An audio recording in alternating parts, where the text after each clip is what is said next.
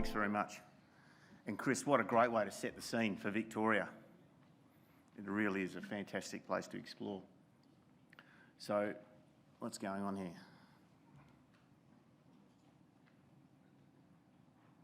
I do press the green button, right?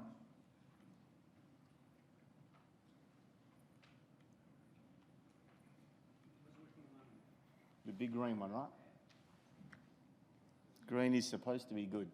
Anyway, I do know the presentation off by heart, but what I'm going to tell you about today is basically 3 areas of value which sit inside our company.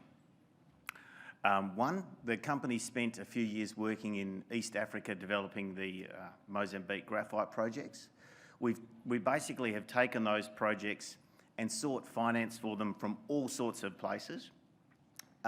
But basically, at the end of the day, we identified the way to make the most value out of a graphite project, which makes beautiful anode for batteries, is to be able to participate all the way downstream into the value-added processing part of the anode. So you might make $300 or $400 a tonne in graphite concentrate, but you'll make $3,000 or $4,000 a tonne in producing the anode precursor. So we sought out groups that we could partner with to perhaps access some of that value so that we could fund the project, pay back the project without issuing so much paper that really there's Battery Minerals shares floating around like a blizzard. So the idea was to avoid that. And what we ended up doing is we traded the asset to become the second biggest shareholder in Tirupati Graphite. Now, Tirupati Graphite are currently operating 2 graphite mines. They're making 50% margins on that graphite. They participate in the full supply chain for graphite. They're accessing, they produce precursor anode, graphene, expandable graphite, all of the refractory products, and they're making money, and they're currently growing their assets to 80,000 tonnes per annum, and they'll take our assets and use them to sort of grow their portfolio in production. They're listed, and we'll end up with about $12.5 million worth of cash and shares in them. Now, if you add that $12.5 million to our cash on bank, the fact that we're due another $1.5 million refund of VAT, and our $500,000 grant we're due from the Victorian government, our market cap's about $29 million. So the EV of our company is about $8 or $9 million. So then I'll get on to the next 2 fantastic things about our company. Still nothing out of this, Nick. I'm going to want my money back. Right? The next 2 things that we've got out there are our Victorian assets. Now, we had an opportunity to pick up an unbelievable package of ground in Western Victoria. Now, this fellow called Ross Cayley, Chris has been talking about, is the geological god of Victoria. And he reinterpreted the belt and tied a whole bunch of volcanic sequences in Victoria with volcanic rocks that are in New South Wales and reinterpreted the deformation sequence of Eastern Australia. Now, what that means is a lot of those structures and a lot of that geology that's got a massive endowment in New South Wales, and I include Cadia in this. Who wouldn't want to discover an asset that produces 1 million ounces of gold a year at a cost of below $30 an ounce? Now, you look at a map of Victoria, and it doesn't show a lot of discoveries in this part of the world. It doesn't show, oh, well done, Nick, excellent. It doesn't show a lot of discoveries. I'm going to flick through. I've just about talked about all of this stuff. You thought I didn't know it.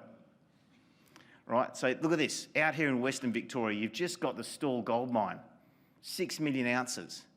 And all around it, there's no, like this was obviously taken before Chris made his discovery. Why is there no discoveries out there? If the rocks do run into New South Wales and on the other side of the border there's massive discoveries, why hasn't there been anything found? Well, it turns out no one's been looking. So we picked up this package of ground, and there's been hardly any work done on it in the last 30 years. There's old gold mines on our tenement that have produced 100,000 ounces at plus 22 grams per tonne, and there's been hardly anything done on it. So we've picked up this ground, and if you look at that red stuff on that, red's good. So this is where Chris has got his stuff down here. You've got the guys at Navarre have made their discovery here at the Glen Lyle project, and the geology runs straight up onto our ground. That's our patch of ground there. And there's been nearly nothing done on this block. We've done the full-blown data search and complied with all of the disclosure obligations and released all of that data today. There's this 80-page report we lodged on everything that we could find. And there's only 1,000 holes that have been drilled and recorded on that project. The average hole depth is 36 metres. And it's like an 800 square kilometre piece of ground. It's massive. So we're pretty pumped. So we think that this area through here is prospective for base metals. This structure is prospective for gold, and everything out here to the east is also prospective for gold and base metals. So what are we doing about it? We've basically gone in and compiled the whole data set for everything. We've flown the whole thing with gravity. We spent nearly $1 million on an airborne gravity survey. We've gone and we've acquired worldview data. We've gone out and we've already drilled about 5,000 metres and published some of those results. We've got a rig in the field right now. And we've done a lot of land access work. We've gone out and introduced ourselves to landowners and drunk lots of cups of tea. And we've got their blessing to go out there and find some great ore bodies. And here are just some of the historical results. Now, first pass exploration, you go in with an air core rig, and in the first pass, you find a prospective area, you draw your focus to it through either old soil sampling or old rock chip sampling or gold workings, and you go into these areas of focus and you try and find a halo of mineralisation. So we might go and hit, over the next 12 months, 20 areas and go and drill those areas on 400 metre spacings with air core to blade refusal. And Wallace Drilling have been in there and drilling an amazing job for us, coming up with a lot of core, actually. Really good job. But we've got prospects there like 9 Mile, where there's 1.7 gram per tonne old historical drill holes. At Kent Road, right, this thing here is 200 ppm copper in rab holes directly along strike from Morning Bill. So we didn't just make up this circular feature and put it here. We've basically got these. This is the volcanic sequence that runs down to Chris's project. On this side of the tenement, there's an intrusive. They went and drilled the intrusive and got 300 metre intercepts in it. We flew airborne gravity. We got access to all of the mag data sets, processed it, and it shows a circular feature on our side of the tenement.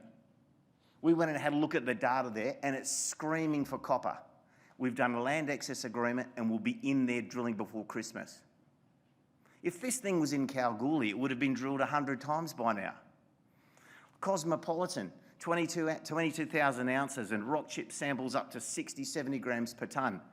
They hadn't actually drilled the workings because the farmers had filled in the workings and raked over it. You couldn't really find them, and it had just been left sitting there for 30 years. Cox's find, hundreds of metres of workings that hadn't been drilled. Frying Pan, hundreds of metres of working. We've got an 800 metre long, 200 ppb gold anomaly there in drilling. So there's a lot to be done. And all of this, there's the Stawell gold mine, 6 million ounces. Really strong mining culture around here. They get mining. I'll flick through the data sets. This is the mag. This shows you there's a circular feature there, and there's the Morning Bill. And again, the anomalies, and that's in there. And this is the volcanic sequence in the mag. And there's the gravity data set. So we're just going to be systematic. In this part of the world, you go look for combinations of rocks in the volcanic sequence with the right structure. Give you an idea of the landowners up there. Okay, you don't just while the land's all cleared, which is great, there's no issues with rare flora or fauna. And the area has been farmed, it's freehold land, and that's all good. It provides for none of those obstacles that you would normally get if you're going into like a forest or something. But at the same time, you've got to engage with the people and do it right. And we've actually found out that those relationships are not obstacles, they've become assets. So moving along, why would I have a picture of a rhinoceros there? Well, it turns out that at Halls Gap there's a zoo. Also found out that at Halls Gap they have a rhinoceros. We were flying the gravity survey and the rhinoceros didn't like the aeroplane. A lot, actually. And we got a phone call from the Halls Gap zoo owner, and we're now proud supporters of the rhinoceros at the Halls Gap Zoo. Our other project is in the Kimberley of Western Australia. We've got a rock in our booth. You just got to come and see. Through my work in my other parts of my life, I got to know some Aboriginal people, and these people ended up owning tenements in the Kimberley. They own tenements in the Halls Creek tectonic zone between the Argyle diamond mine and the Panorama nickel project, and turned out there was a bit of copper on this tenement. A lot of copper, actually. There's a lot of native copper outcropping, a lot of malachite, grades up to 30% copper. And no one had given this thing a go either. This tenement had only had 13 drill holes in the history of all exploration up there. And in that first program of 13 holes, pretty much every hole got better than 0.2% copper, with intercepts up to 4 at 0.4. And we've gone in and flown a VTEM survey and found some cracking conductors.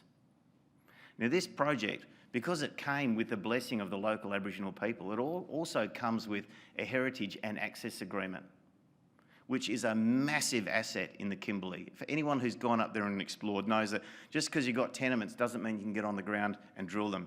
We've got one and we're very excited about it. We'll get on the ground there. So look, in summary, we've got a deal done with Tirupati, which we think is worth about $12.5, $13 million, with a lot of upside as they grow production and they deploy their graphene alloys, their different anode products, and we're going to be serious players in that company, backing them to make sure they're successful. We've got an awesome project in Victoria, and we've got a really dedicated team and a well-funded business to go in there and give that an absolute going over. And we've got our project at the Kimberley. And we think the combination of all of that underpins a much higher value than where we are right now. So thanks very much for your attention, and thanks to Reed Corporate and everyone for the chance. Thank you.